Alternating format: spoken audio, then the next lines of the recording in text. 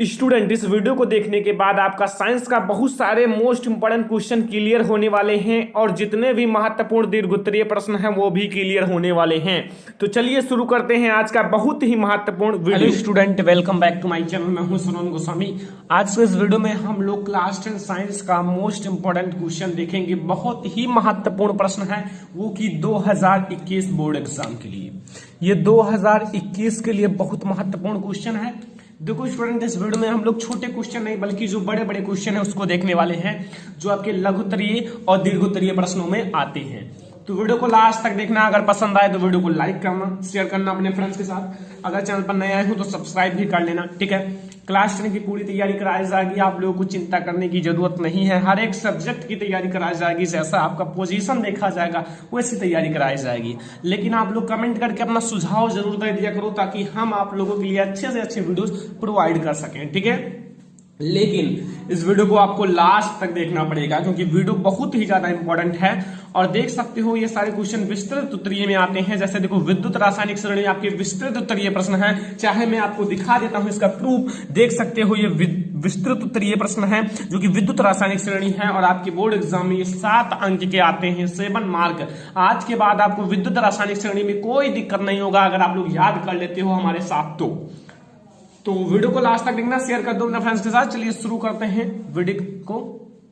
देखो, एक नाम है उदासीनीकरण अभिक्रिया। व्हाट इज डिफिनेशन, या फिर अभिक्रिया क्या होती है, उदासीनीकरण अभिक्रिया क्या होती है, उदाहरण सहित समझाइए। तो उदासीनीकरण अभिक्रिया, इसके लिए आपको अम्ल और क्षार के बारे में जानना जरूरी है। और अगर आप अम्ल और क्षार के बारे में जानते हो तो उदासीनीकरण अभिक्रिया अर्थात लवण के बारे में जान जाओगे।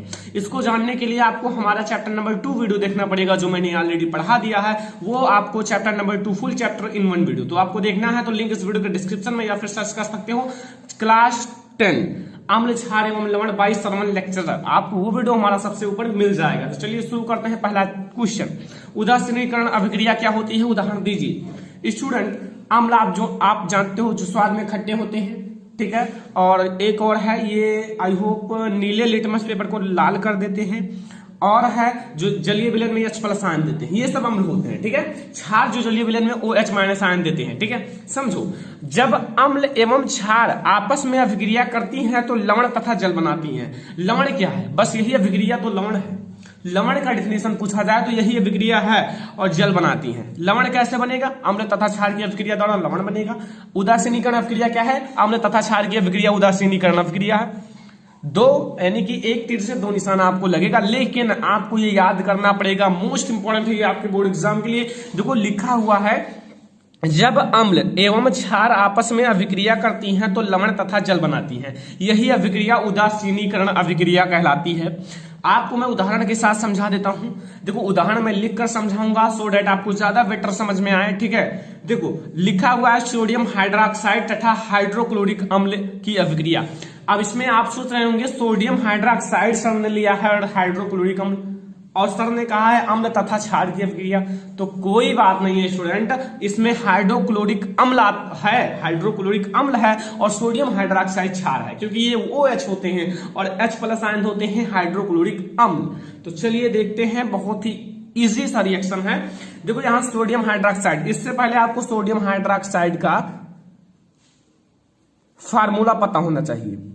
फार्मूला, अब सोडियम हाइड्रोक्साइड का फार्मूला क्या होता है, सोडियम का क्या होता है Na और हाइड्रोक्साइड क्या होता है OH, NaOH, यानी कि सोडियम का तो Na हो गया और हाइड्रोक्साइड यानी कि हाइड्रा यानी कि हाइड्रोजन और ऑक्साइड H, ठीक है। तो OH ये होता है सोडियम हाइड्रोक्साइड का फार्मूला, ठीक है स्टूडेंट, समझ में आया। और इसमें HCl यानी कि हाइड्रोक्लोरिक अम्ल HCl मिला लो तो क्या बनेगा स्टूडेंट, लवण। अब लवण क्या है, नमक आप जानते हो, नमक इज लवण, यानी कि ये एक लवण है, ठीक है।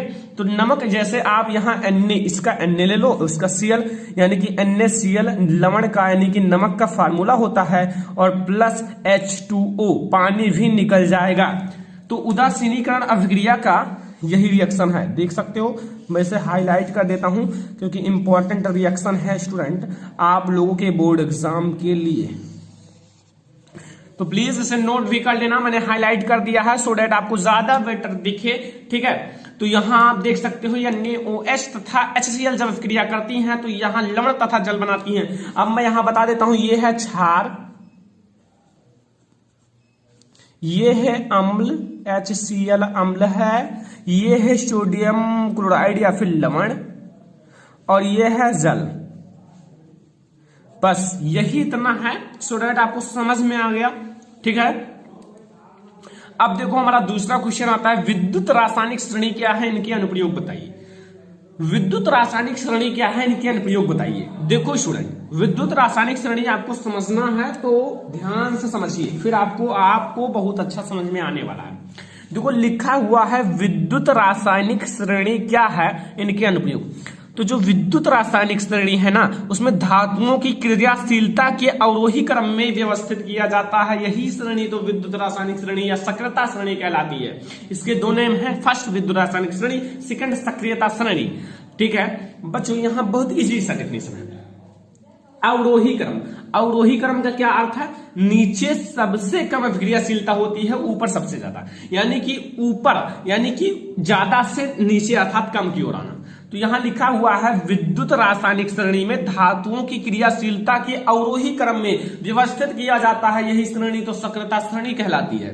देखो अब आपको मैं समझाता हूं। देखो आपके पास कुछ लिखे हुए हैं, इसको मैं आपको समझा देता हूं। AgEu, ठीक है। देखो यहां लिखा हुआ है के मतलब potassium, Na sodium, Ca calcium, Mg magnesium, Al aluminium, Zn zinc, Fe ferrous या फिर आयरन। ठीक है, अब यहां लिखा हुआ है Pb मतलब लेड, जो शीशा होता है जिसमें आप लोग अपना फेस देखते हो। ठीक है, H मतलब हाइड्रोजन, और Cu copper, and Hg mercury, and Ag silver, and silver को आप चांदी भी कह सकते हो। ठीक है, EU का मतलब होता है गोल्ड, गोल्ड मतलब सोना। ठीक है, समझ में आया हर एक चीज। देखो आपको नाम याद होना चाहिए इन सबका, मैंने लिखा नहीं है, इसको आपको बगल में यहां लिखना पड़ेगा। अगर बोर्ड एग्जाम में आता है तो बगल में लिखना पड़ेगा नाम, जो जिसका हो स्टूडेंट उनका नाम जरूर लिख दीजिएगा, बहुत सुंदर लगेगा। ठीक है, तो अब यहां कहने का अर्थ है कि सबसे अधिक अभिक्रियाशील धातु होगा के। मैं यहां दूसरे कलर का यूज करता हूं। देखो सबसे अधिक अभिक्रियाशील होगी के, सबसे अधिक अभिक्रियाशील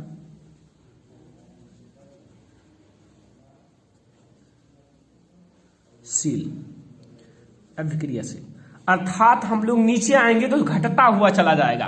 तो सबसे अधिक है के, यानी कि पोटेशियम, जो मैंने इन सब में बताया है। ठीक है, फिर ऐसा नीचे आओगे, तीर देख रहे हो नीचे आ रहा है तो घटता हुआ आएगा, अर्थात फिर आएगा घटती अभिक्रियाशीलता,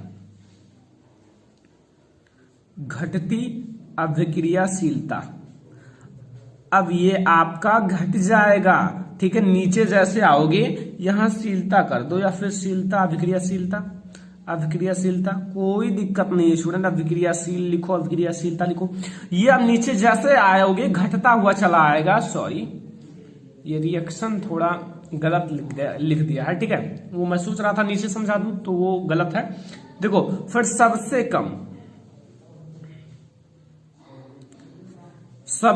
कम अभिक्रियाशीलता।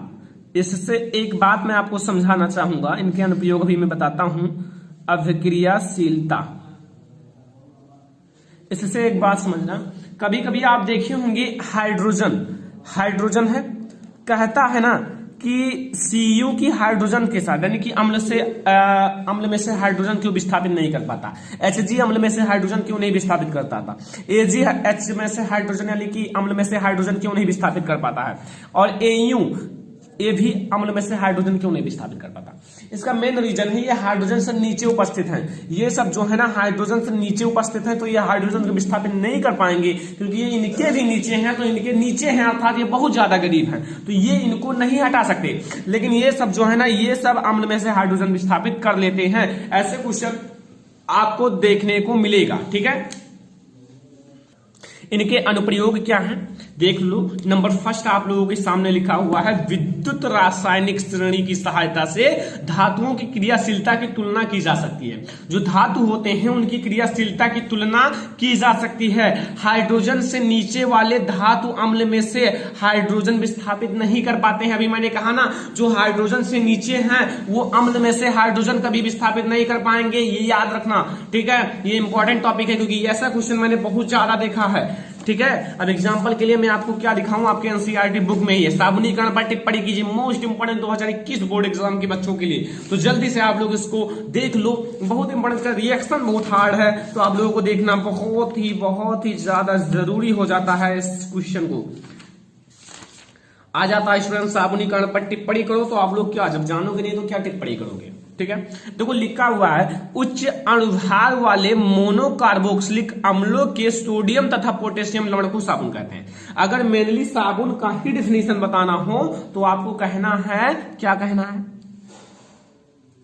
उच्च अणुभार वाले मोनोकार्बोक्सिलिक अम्लों के सोडियम तथा पोटेशियम लवण को साबुन कहते हैं। लेकिन इसे कैसे बनाया जाता है ये भी पूछ लेता है, कैसे बनाया जाता था स्टूडेंट। देखो तेलों, जो तेल होते हैं वो वसाओं के तनु NaOH या KOH, सोडियम हाइड्रोक्साइड या पोटेशियम हाइड्रोक्साइड में मैंने बताया नहीं कि ये पोटेशियम है K और Na सोडियम है और OH हाइड्रोक्साइड, तो सोडियम हाइड्रोक्साइड और पोटेशियम हाइड्रोक्साइड द्वारा जल अपघटन से प्राप्त किया जाता है। इस क्रिया को साबुनीकरण कहते हैं। अगर साबुनीकरण पूछेगा तो इतना लिखना पड़ेगा और रिएक्शन भी लिखना पड़ेगा, ये आपके लॉन्ग क्वेश्चन में आते हैं स्टूडेंट, तो जरूर याद कर लो। फिर मैं आपकी इसकी अभिक्रिया बता देता हूं, आप लोग चिंता ना करो, बहुत अच्छे से समझ में आने वाला है, लेकिन अभिक्रिया आपको ध्यान से 2 से 3 बार आपको करना पड़ेगा, क्योंकि वैसे समझ में नहीं आएगा, क्योंकि थोड़ा आपको 3 पद में इसका अभिक्रिया है, ठीक है। तो चलो अब हम बताते हैं कैसे करना है अभिक्रिया। देखो यहां आपको लिखना है, देखो समझना, एक बार ध्यान से देख लो स्टूडेंट, CH2O C17H35, ठीक है। फिर एक सिंगल बॉन्ड लगा लो, फिर लिखो CHO C17H35, लास्ट में सबके C17H35, फिर लिखो CH2, यही लिखो पूरा OCO C17H35। बदलना क्या है, केवल बीच में CH कर देना है और सब CH2 रखना है और सब वही लिख देना है, ठीक है, सबके साथ। प्लीज स्टूडेंट रिएक्शन को समझ लो बस। देखो यहां अब आपका KOH, सॉरी NaOH या KOH कुछ भी ले सकते हो क्योंकि दोनों हाइड्रोक्साइड हैं, ठीक है। यहां अब देखो आपका बनेगा क्या, साबुन का फार्मूला पता होगा तभी जान पाओगे, C17H35 COONA, ये होता है साबुन का फार्मूला। अब एक काम करो, क्या करो कि जो ये है ना, ये इधर ले लो, यहां CH2 ये है और इसमें से OH इसमें से ये OH, ठीक है। फिर CHOH, फिर आप लोगों को लेना है यहां CH2OH, लेकिन OH की संख्या 3 है तो यहां 3 लगा लो स्टूडेंट, ठीक है, 3 लगा लो, ठीक है। आप आई होप की बुक में देखोगे तो कहीं कहीं लगा रहता है, कहीं कहीं नहीं लगा रहता। यहां C17H35 3 है तो C17H35 की संख्या 3 कर लो, ठीक है। अब COO Na, ये होता है साबुन का फार्मूला, ये है साबुन, मैं सबका नाम लिख देता हूं, ये है सोडियम रिस्टेट या फिर साबुन लिख लो, कोई दिक्कत नहीं है, साबुन, ठीक है। ये है आपका ग्लिसरॉल, क्या है, ग्लिसरॉल, ओ सही है, ग्लिसरॉल। और ये क्या है स्टूडेंट, ये है जो आपका वसा है, और ये क्या है, ये तो आप जानते हो सोडियम हाइड्रोक्साइड, ठीक है। तो ये होता है साबुन का जो रिएक्शन होता है। आपको हार्ड जरूर लगा होगा, लेकिन हार्ड चीजें समझने में बहुत मजा आता है, अगर समझ जाओगे ना तो दोबारा होगे नहीं कि समझा दो। यहां देखो ये सब आपको समझना पड़ेगा, ये फिर ये, इन तीनों को आपको समझना पड़ेगा, ये 3 कैसे आए हैं, ये थोड़ा आप लोग ट्रिक लगा देना, ठीक है। इन तीनों को अगर याद कर लेते हो, ठीक है। फिर 3 यहाँ 3 NaOH ले लो, फिर इसका OH हर जगह जोड़ लो, यहाँ आगे का 3 ये ले लो, केवल इतना, ठीक है, बस। तो ये था हमारा, और ये है साबुन का फार्मूला, याद कर लेना, हमेशा साबुन का फार्मूला बहुत बार पूछा गया, ठीक है। तो साबुन का फार्मूला ही केवल पूछ लेता है, ठीक है। चौथा नंबर क्वेश्चन है, द्विखंडन तथा बहुखंडन से आप क्या समझते हो? इसको मैंने पूरा लिख दिया है क्योंकि मैं इसे आप लोगों को अच्छे से समझाना चाहता हूं। नाम क्या है? द्विखंडन तथा बहुखंडन से आप क्या समझते हो? द्वि मतलब दो, बहु मतलब बहुत, खंडन मतलब खंड, खंडन मतलब खंड, दो मतलब दो, खंड मतलब खंड, और बहु मतलब बहुत, खंड मतलब खंड, यानी कि बहुत खंड और दो खंड। अभी समझ जाओगे। देखो एक चीज है, अगर आपको दे दिया जाए कि एक पेन को दो मतलब दो भाग में तोड़ दो, और एक पेन आपको दे दिया जाए, पेंसिल दे दिया जाए जिसे आप कई भागों में तोड़ दो, ठीक है, और प्रत्येक उसका यूज करें, ठीक है, अभी समझ जाओगे बहुत अच्छा सा। देखो इस विधि द्वारा एक कोश के मैंने एग्जांपल लिया है पेन, जीव को दो भागों में विभक्त किया जाता है, उस एक कोश के जीव को तोड़कर दो भाग में कर दिया जाता है और प्रत्येक नए जीव का निर्माण करता है, अर्थात प्रत्येक से हम लोग लिखना स्टार्ट कर देते हैं। बस यही तो है द्विखंडन। कह रहा है कि इस विधि द्वारा जो एक कोश के जीव है ना, दो भागों में विभक्त होता है और प्रत्येक नए जीव का निर्माण करते हैं, यही होता है द्विखंडन। मोस्ट इंपोर्टेंट क्वेश्चन है, आपको याद करना पड़ेगा क्योंकि ये आपके बोर्ड एग्जाम में आने के बहुत ज्यादा चांस है, ठीक है। एग्जाम्पल के लिए आपके पास बहुत अच्छा सा एग्जाम्पल है अमीबा। अमीबा देखे होंगे ऐसे, देखो अब क्या समझाएं, आप लोग समझ गए होंगे, ठीक है। अमीबा को मैंने बहुत अच्छे से समझाया था। वो आगे चलकर ऐसे ऐसे टूट जाता है दो भागों में, और दो भागों में टूटने के बाद जो मतलब संतान होता है, दो संतान हो जाते हैं और दो अलग अलग जीव हो जाते हैं, दो अलग अलग जीव हो जाते हैं, तो वो अच्छे से अपना जीवन यापन करते हैं।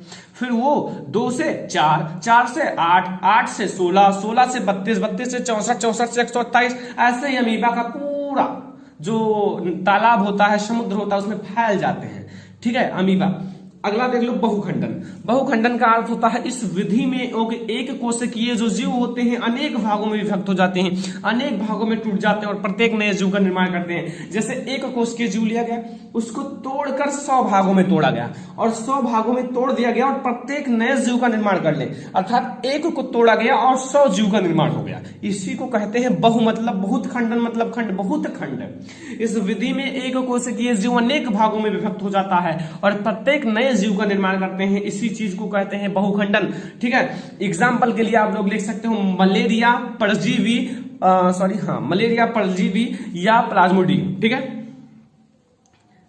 समझ में आया? द्विखंडन समझ में आ गया होगा तो अच्छा है। बहुखंडन द्विखंडन आपके लिए मोस्ट इंपोर्टेंट हो जाते हैं, तो अगर समझ में आ गया हो तो बहुत अच्छा है। साबुन को अगर नहीं समझे होंगे तो बहुत गलत कर रहे हो। देख सकते हो साबुन कितना मोस्ट इंपोर्टेंट है, एक भी साल ऐसा नहीं है कि छूटा है, देख सकते हो, बहुत गलत कर रहे हो। 4 बार पढ़ो साबुन को, तभी आपको समझ में आने वाला है।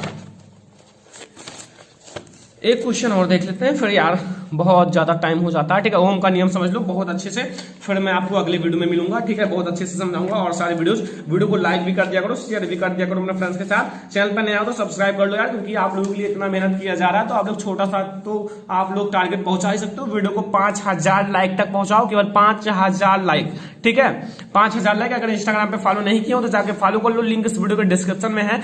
इंस्टाग्राम आईडी मेरा जो है सरवण 20,000, अगर आप लोग इंस्टाग्राम में सर्च करोगे तो हमारा आईडी मिल जाएगा, जाके फॉलो कर लो। उस पर बहुत सारी चीजें बताई जाती हैं, इसका फोटो भी भेजा जाता है उसी पर, ठीक है। तो जाके जल्दी से यार एक फॉलो तो कर ही सकते हो, ठीक है। देखो ओम का नियम होता क्या है समझ लो पहले। ओम जो थे ना, ओम के नियमानुसार जब किसी चालक की या जब रुको जब भौतिक अवस्थाएं ताप दाब समान रहे तो किसी चालक में प्रवाहित धारा उसके सिरों पर लगने वाले विभवांतर के समानुपाती होता है।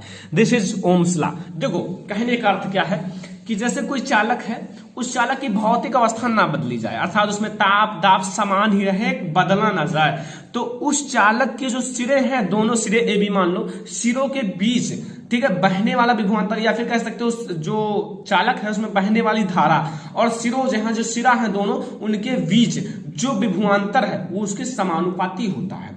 V अनुक्रमानुपाती I और V बराबर IR होता है, V बराबर IR। This is very important law for 2021 board exam, तो आपको याद करना पड़ेगा क्योंकि ये आपके लिए मोस्ट इंपॉर्टेंट नियम हो जाता है, ठीक है। ये आपको याद रखना पड़ेगा, ठीक है। इसका जो मात्रक होता है बहुत ज्यादा पूछता है, तो इसलिए याद कर लो स्टूडेंट, ठीक है। V बराबर IR। अब इसका प्रतिरोध का मात्रक क्या होगा, कभी कभी लिखा रहता है स्टूडेंट, यहां R निकाल लो, R बराबर V/I। देखो V का मात्रक होता है वोल्ट, कहीं कहीं यही लिखा रहता है वोल्ट, और I का मात्रक होता है एम्पियर, वोल्ट एम्पियर, या शॉर्टकट में कह सकते हो ओम। ओम बहुत ज्यादा प्रचलित है ओम, ठीक है, ओम। तो ये ओम है इसका मात्रक, ठीक है बच्चों। बस आपको करना क्या है, प्लीज जाओ इंस्टाग्राम पे फॉलो करो, आईडी है SHRAVAN सरवन 20,040। ये मेरा इंस्टाग्राम आईडी है, जाके फॉलो कर लो। फिर आपको जो भी उस पर मतलब क्वेश्चन पूछोगे उसका आंसर मैं दूंगा, ठीक।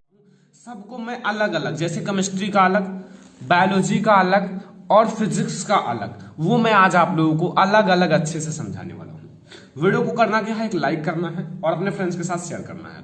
इसका अगर फोटो चाहिए, जो फोटो है जिस प्रकार से ये फोटो है, आपको तीनों साइड का फिजिक्स केमिस्ट्री बायोलॉजी का फोटो आप लोग उसका स्क्रीनशॉट लेके अपने मोबाइल में सेव कर सकते हो। तो आप लोगों को जाना होगा हमारे इंस्टाग्राम आईडी पर। हमारा इंस्टाग्राम आईडी है, देख सकते हो, सरवन 20,000 यानी कि सरवन 20,000, ये हमारा इंस्टाग्राम आईडी है।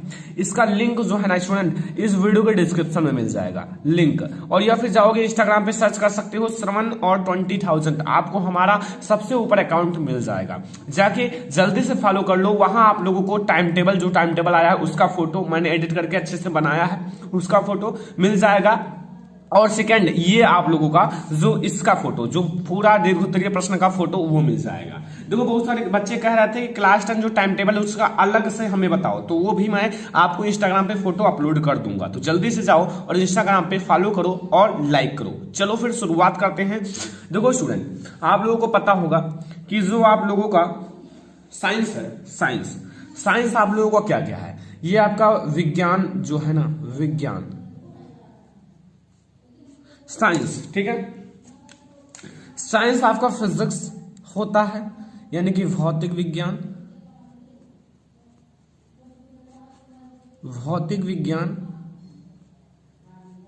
या फिर फिजिक्स।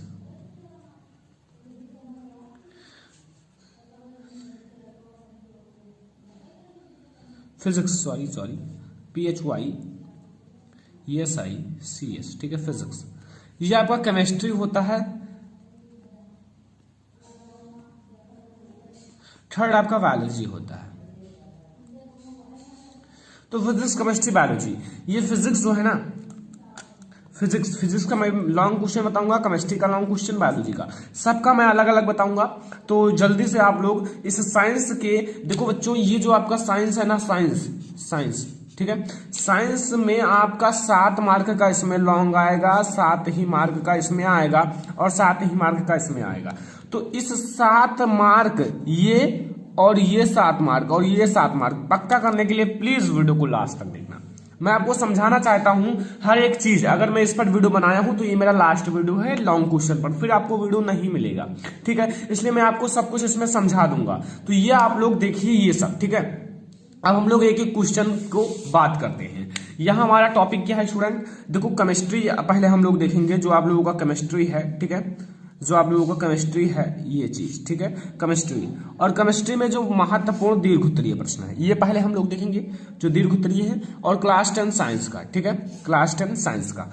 तो एक एक क्वेश्चन को चलो देखते हैं। पहला क्वेश्चन आप लोग देख सकते हो, ठीक है, पहला क्वेश्चन आपके सामने आ चुका है। पहले क्वेश्चन में कह रहा है कि रासायनिक अभिक्रिया से आप क्या समझते हैं। जो रासायनिक अभिक्रिया होती है जिसे आप क्या समझते हैं, यह कितने प्रकार का होता है, उदाहरण दीजिए। जो आपका केमिकल रिएक्शन होता है, रासायनिक अभिक्रिया होता है, यह कितने प्रकार का होता है, और फिर यह कितने प्रकार का होता है। लेकिन पहले आपको बताना है रासायनिक अभिक्रिया होता क्या है, उसे समझाना है। व्हाट इज आप लोगों का केमिकल रिएक्शन, पहले इसे बताना, फिर इसके टाइप्स को बताना है, कितने प्रकार के होते हैं। अब आपको मैं शॉर्ट में समझा देता हूं। रासायनिक अभिक्रिया आप लोग पहले देखो, मैं पढ़ा दिया हूं पूरा चैप्टर एक वीडियो में। ये कितने प्रकार का होता है, जैसे संयोजन अभिक्रिया, वियोजन अभिक्रिया, विस्थापन अभिक्रिया, द्विविस्थापन, अपचयन, रेडॉक्स, उपचयन, सब कुछ ये सब लिखना है। ये आपके प्रकार होते हैं, तो कुछ इस टाइप से लिखना है। पूरा जानकारी के लिए हमारे जो पूरे चैप्टर का वीडियो है उसे देखो, रासायनिक अभिक्रिया समीकरण फुल चैप्टर इन 1 वीडियो। उसका प्लेलिस्ट मैं नीचे लिंक दे दूंगा डिस्क्रिप्शन में। पूरे चैप्टर को पढ़ाया गया, एक एक चैप्टर एक एक वीडियो में देखना। ये दूसरा क्वेश्चन है दूसरे चैप्टर से, ठीक है। दूसरे चैप्टर से क्या कह रहा है, व्यंजक चूर्ण का रासायनिक नाम, अणुसूत्र तथा बनाने की विधि का वर्णन करो। यानी कि जो व्यंजक चूर्ण होता है, व्यंजक चूर्ण का रासायनिक नाम भी लिखना है, ठीक है। अणुभार भी लिखना है, अणुसूत्र भी लिखो, बनाने की विधि, उपयोग, सब कुछ लिखना है कि आपका 7 मार्क का है तो 7 में 7 मिले, कोई काट ना पाए। तो आप लोग इसको देखने के लिए अम्ल क्षार एवं लवण का पूरा चैप्टर देखना पड़ेगा। तो आपको लिंक इस वीडियो के डिस्क्रिप्शन में पूरे प्लेलिस्ट में का मिल जाएगा, ठीक है। हर एक वीडियो देखो, हर एक चैप्टर को समझो। केवल 30, 40, 50, 60 या फिर 1 घंटे का वीडियो, इससे ज्यादा नहीं बनाया गया है। फिर आपका तीसरा है इसी चैप्टर से, अम्ल क्षार एवं लवण से, बहुत इंपॉर्टेंट चैप्टर है। बेकिंग सोडा से आप क्या समझते हैं या बनाने की विधि, रासायनिक नाम, सूत्र, उपयोग बताइए। जो बेकिंग सोडा होता है, खाने वाला सोडा, बेकिंग सोडा की बनाने की विधि, रासायनिक नाम, सूत्र, उपयोग बताइए। आपको ये सब बताना है। बेकिंग सोडा बनता कैसे है, इसकी विधि बताना है, इसका नाम बताना है, इसका उपयोग बताना है, इसका रासायनिक नाम बताना है, ये सब आपको बताना पड़ेगा। तब आपको यहां जानते हो ना, तब आपको यहां 7 मार्क दिया जाएगा, वरना आपको 4 मार्क 3 मार्क ही दिया जाएगा। 7 मार्क प्राप्त करने के लिए आपको इसका सब कुछ बताना पड़ेगा। बनाने की विधि, रासायनिक नाम, अणुसूत्र एंड यहाँ उपयोग, फिर रासायनिक प्रॉपर्टी, फिर आपको केमिकल प्रॉपर्टी, फिर आपको फिजिकल प्रॉपर्टी, ये सब बताना पड़ेगा। मतलब रासायनिक गुण, भौतिक गुण, ये सब बताना पड़ेगा। तो आपको सब कुछ बताना पड़ेगा स्टूडेंट, ठीक है। तभी आप लोग 7 में 7 मार्क अचीव कर पाओगे, वरना बहुत मुश्किल पड़ जाएगा 7 में 7 लाना। दीर्घ उत्तरीय प्रश्न की बात कर रहा हूं। फिर आप आइए धातु एवं अधातु में मैं कुछ पर आपको टिप्पणी करना है। जैसे भर्जन, भर्जन होता है, निष्तापन होता है, प्रागलन होता है, यहाँ सक्रियता श्रेणी, ठीक है। सक्रियता श्रेणी भी आपको याद रखना है, सक्रियता श्रेणी, ठीक है, पर टिप्पणी कीजिए। आपको मैं 4 चीज दिया हूं, इससे बाहर कुछ नहीं आएगा अगर इस चैप्टर से आएगा तो। भर्जन, निष्तापन, प्रगलन, सक्रियता श्रेणी पर टिप्पणी कीजिए। इन 4 चीजों को आपको कंप्लीटली तैयार कर लेना है इस चैप्टर से, अगर अच्छे मार्क लाने हैं तो जल्दी से आप लोग इसको कंप्लीट कर लो, ठीक है स्टूडेंट। तो ये था हमारा क्वेश्चन नंबर 4। क्वेश्चन नंबर 5 है आप लोगों के पास। यहां देखो, एथिल अल्कोहल बनाने की 2 आप लोगों को रासायनिक गुण बताइए, या फिर किण्वन द्वारा एथेनॉल के निर्माण पर संक्षिप्त टिप्पणी कीजिए। ये आपका स्टूडेंट वेरी इंपॉर्टेंट क्वेश्चन है, वेरी इंपॉर्टेंट क्वेश्चन है, very very very important question है, ठीक है। तो स्टूडेंट प्लीज इसे तैयार जरूर कर लेना, आईएमपी क्वेश्चन है, ठीक है। तो जाइए इसे देखिए, तैयार कीजिए, कहीं से ढूंढिए, हमारा चैप्टर देखिए, फुल चैप्टर कार्बन तथा उनकी यौगिक आपको मिल जाएगा। हर एक चीज आपको, किण्वन भी पढ़ाया गया है, ऑक्सीकरण भी पढ़ाया गया है, अपचयन भी पढ़ाया, मतलब सब कुछ पढ़ा दिया गया है। स्थिरीकरण भी उस चैप्टर में पढ़ाया गया है। अब आप लोग नहीं देखोगे तो आपकी गलती है, आप लोग नहीं देखोगे, आप लोग स्टडी नहीं करोगे तो आप लोगों को कुछ मिलने वाला नहीं है। अब आपका 24 अप्रैल से पेपर है, तो आप लोगों को स्टडी करना पड़ेगा और अच्छे से तैयारी करना पड़ेगा, तभी ये सब क्वेश्चन आपसे सॉल्व होने वाले हैं। वरना क्वेश्चन वैसे हलवा नहीं होते हैं, सबको याद करना पड़ेगा, आपको दिन रात मेहनत करना पड़ेगा, तब आप लोगों को अच्छे मार्क मिलने वाले हैं। यहाँ आपको क्वेश्चन नंबर 6 है, स्थिरीकरण पर संक्षिप्त टिप्पणी कीजिए। जो आपका स्थिरीकरण होता है उस पर संक्षिप्त टिप्पणी करना है, स्थिरीकरण। फिर आपको यहाँ लास्ट क्वेश्चन है, 7 क्वेश्चन मैं इसमें बताया हूँ, 7 में 7 आपको याद करके जाना है, एक भी कम नहीं करना है, क्योंकि 7 मैंने जो बहुत ज्यादा इंपॉर्टेंट है उससे लिया है, और भी क्वेश्चन है, लेकिन ये 7 में से आपके पक्का आएंगे। दीर्घाकार आवर्त सारणी की विशेषता लिखिए, दीर्घाकार आवर्त सारणी की विशेषता लिखना है, जो कि मैंने ऑलरेडी पढ़ा दिया। अब ना देखो तो आप लोग बहुत अच्छे नहीं ला पाओगे मार्क, तो आप लोग जाओ तत्वों के आवर्त वर्गीकरण का पूरा चैप्टर एक वीडियो में बनाया गया, जाके देख लो, लिंक इस वीडियो के डिस्क्रिप्शन में मिल जाएगा पूरे चैप्टर का, ठीक है। हर एक चीज मैंने पढ़ाया है। अगला देखो, बायोलॉजी में आते हैं। बायोलॉजी में अब आपका शुरुआत होता है, जो बायोलॉजी है, ठीक है।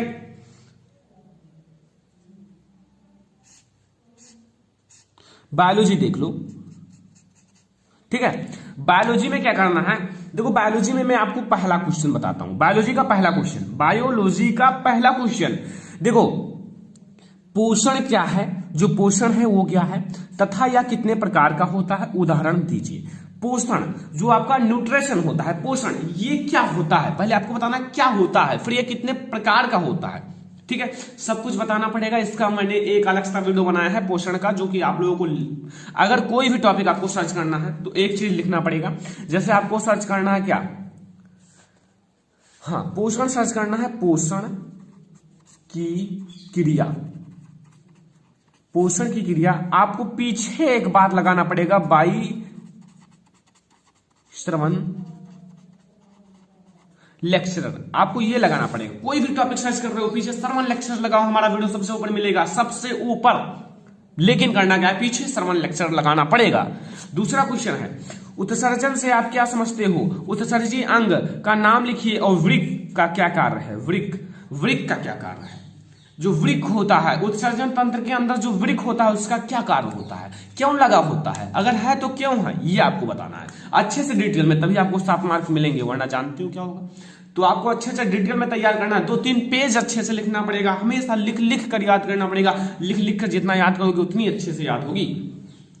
प्रश्न नंबर 3 है, पुष्प का निम्नांकित चित्र बनाइए तथा इनके चक्र का वर्णन कीजिए। जो चक्र होते हैं, इनके 4 चक्र होते हैं, दलपुंज, दलपुंज, नर जननांग, मादा जननांग, इन सबको आपको अच्छे से डिटेल में इनको आप लोगों को बताना है, इनके हर एक भाग को अच्छे से दर्शाना है। एक पुष्प सुंदर सा बनाना है, जिसको मैंने ऑलरेडी बनवा दिया है, अगर नहीं देखे हो तो एक आर्ट का भी प्ले लिस्ट बना है जो कि क्लास 10 साइंस आर्ट का है, सब कुछ बनाया गया, पाचन तंत्र, उत्सर्जन तंत्र और आपका श्वसन तंत्र और हृदय, और आप लोगों को सब कुछ बनवाया गया है। अब आप लोगों को देखना है, केवल समझना है, केवल बस, ठीक है। तो उन सबको देखने के लिए आप लोग एक बात सर्च कर सकते हो, पाचन तंत्र कैसे बनाए बाय श्रवण लेक्चरर, या आप लोग श्वसन तंत्र कैसे बनाए बाय श्रवण लेक्चरर, या फिर जाओ प्लेलिस्ट में एक लगा हुआ है साइंस आर्ट ड्राइंग, उसमें आपको मिल जाएगा हमारा हर एक वीडियो जो साइंस से रिलेटेड ड्राइंग है, ठीक है। तंत्रिका तंत्र ये सब बनवाया गया है स्टूडेंट, तो आपको देखना है केवल बस।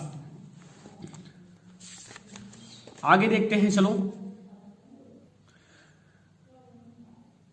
अब आगे देखो, अगला है 4था नंबर क्वेश्चन इस चैप्टर का, मेंडल का, जो कि आप लोग देख सकते हो स्टूडेंट। 4था, मेंडल के अनुवांशिकता के नियम का विवेचना कीजिए। जो मेंडल ने अनुवांशिकता संबंधी यानी कि अनुवांशिकता के नियम दिए थे, प्रभाविता का नियम, पृथक्करण का नियम, स्वतंत्र बीमर का नियम, इसको आपको समझाना है स्टूडेंट। और अगर आप लोगों को नहीं पता है तो आप लोग जाओ और आप क्या देखोगे, अनुवांशिकता एवं जैव विकास full chapter in one video by Shravan lecturer, आपको उन सब में इन तीनों को समझाया गया, इन 3 नहीं हजारों को समझाया गया है जो उस चैप्टर में है, सब कुछ समझाया गया है। अगला टॉपिक आपके पास है, देखो यहां 5 नंबर, प्रश्न 5 देख सकते हो, मानव के लिंग निर्धारण से आप क्या समझते हो।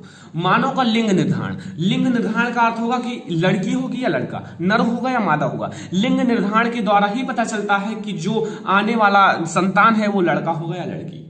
तो आप लोगों को लिंग निर्धारण समझने के लिए उस चैप्टर को देखना होगा, या फिर सर्च कर सकते हो लिंग निर्धारण बाय श्रवण लेक्चर, आपको मिल जाएगा वीडियो भी अलग से मिल जाएगा, और आपको पूरा चैप्टर देखोगे तो हर एक कॉन्सेप्ट क्लियर हो जाएगा। मेंडल के द्विसंकर्षण का प्रयोग बहुत बड़ा प्रयोग है, इसलिए उस चैप्टर में बताया गया है, उस चैप्टर में इन सबको डिटेल में बताया गया। तो उस चैप्टर को देखने के लिए लिंक इस वीडियो के डिस्क्रिप्शन में, सब कुछ देखकर अच्छे से समझ सकते हो। पूरा चैप्टर 1 से लेकर 15 चैप्टर तक का पढ़ाया गया है, आप लोगों को लिंक प्ले लिस्ट का मिलेगा, और हो सकता है तो मैं आप लोगों को अलग से चैप्टर का भी लिंक दे दूं, ठीक है। तो आप लोग केवल स्टडी कीजिए और हमें इंस्टाग्राम पे जरूर फॉलो कर लीजिए। इंस्टाग्राम का आईडी है श्रवण, जो आपका इंस्टाग्राम आईडी है श्रवण 20,000, ठीक है, जरूर फॉलो कीजिए, क्योंकि मैं आप लोगों को उस पर बहुत सारे इंपॉर्टेंट क्वेश्चन देने वाला हूं, ठीक है। फोटो आपका इसका लेना है तो इंस्टाग्राम पे फॉलो करना पड़ेगा, ठीक है। फिजिक्स में आते हैं, फिजिक्स अब मैं फिजिक्स बताता हूं, ठीक है।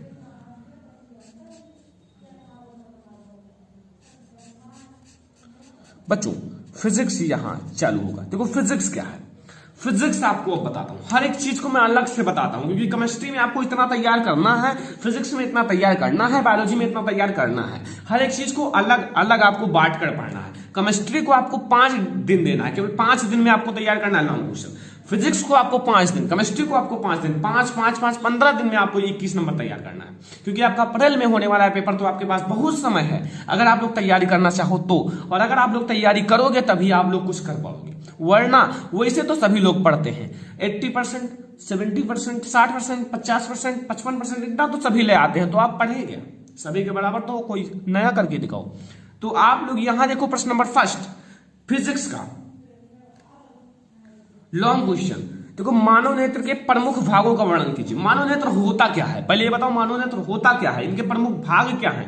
देखो बच्चों, आप लोगों को मानव नेत्र तथा रंग बिरंगा संसार का चैप्टर देखना पड़ेगा, पहली बात। और अगर आप चैप्टर नहीं देखना चाहते हो तो सर्च कर सकते हो मानव नेत्र बाय श्रवण लेक्चरर। मानव नेत्र होता क्या है ये तो आपको पता होगा, पता हो तो अच्छा है, नहीं पता हो तो आप लोग जान लो। मानव नेत्र जो होता है ना, एक कैमरे की भांति व्यवहार करता है, कैमरे की भांति व्यवहार करता है, ठीक है। अब आपको बहुत सारा चीज उस चैप्टर में बताया गया मानव नेत्र तथा रंग बिरंगा संसार में, ठीक है, उससे आप लोग देखना काफी अच्छा लगेगा चैप्टर, क्योंकि उसमें निकट दृष्टि दोष, जरा दृष्टि दोष और दूर दृष्टि दोष, मानव नेत्र एंड बहुत कुछ बताया गया है। मानव नेत्र के भाग, कार्निया, आइरिस, पुतली, नेत्र तारा, लेंस एंड कशाफ द्रव, जलीय द्रव, इन सबको डिटेल में बताया गया है। है। तो देखने के लिए आप लोगों को हमारे चैप्टर को देखना पड़ेगा। देखो बच्चों, फायदा आपका होगा, आप लोग देखोगे, आप लोग अच्छे मार्क लाओगे, आप लोगों का नाम आगे जाएगा। ठीक है, मैं आप लोगों को स्टडी कराता हूं, आप लोगों को राह दिखाता हूं। अगर आप लोग अच्छे से स्टडी करोगे तो अच्छा रहेगा। ठीक है, तो आप लोगों को दूसरा क्वेश्चन मैं बताता हूं, प्रकाश के वर्ण विक्षेपण से आप क्या समझते हो? वर्ण विक्षेपण का अर्थ है क्या? फैलना। ठीक है, वर्ण विक्षेपण, आप लोग वर्ण विक्षेपण पढ़े होंगे, बहुत अच्छा टॉपिक है। अगर आप लोग पढ़े होंगे, विजुअल का ट्रिक उसी में पढ़े होंगे। ठीक है, अगला सबसे महत्वपूर्ण, ओम का नियम क्या है, इसका सत्यापन कीजिए। बहुत सारे लोग ओम का नियम जानते हैं लेकिन सत्यापन नहीं कर पाते हैं। सत्यापन नहीं कर पाते हैं स्टूडेंट, करोगे अगर आप लोग एक बार बुक लेकर अच्छे से बैठ जाओ, एक बार केवल 2 घंटे बैठकर पूरा ओम का नियम सत्यापन सीख लोगे। लेकिन अगर आप लोगों का मन लगेगा तब, वरना बहुत सारे लोग ऐसे बैठे रहते हैं, बस कुछ कर नहीं पाते।